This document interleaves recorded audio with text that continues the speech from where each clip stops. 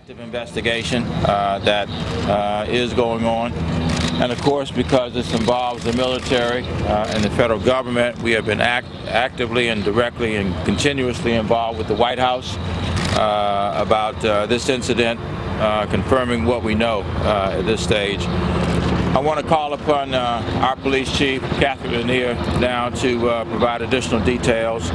She will be followed by the Park Police Chief, Teresa Chambers, and we have other law enforcement officials here with us.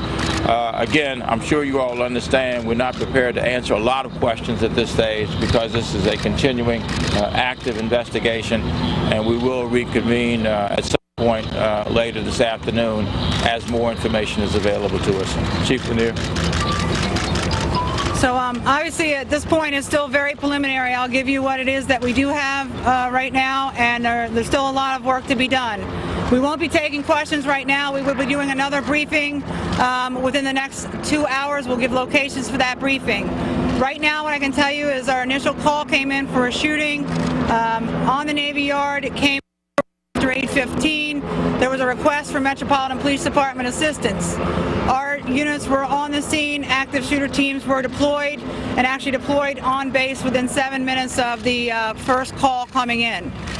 Multiple active shooter teams from the Metropolitan Police Department, Park Police, U.S. Marshals, eventually also FBI, have been inside the base since that time. Right now, and this is very, very preliminary, we have one MPD officer who was shot in engagement with the shooter inside of the Navy Yard. We have one shooter that we believed involved in this that is deceased.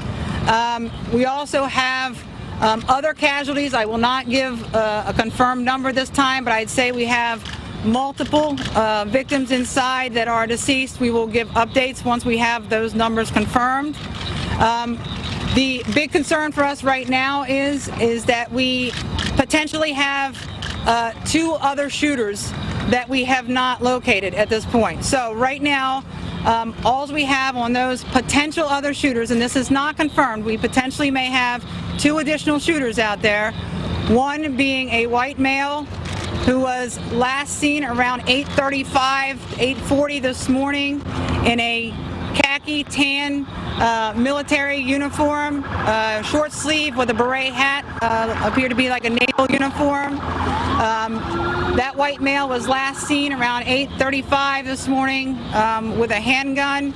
We also have a lookout potentially for another shooter involved.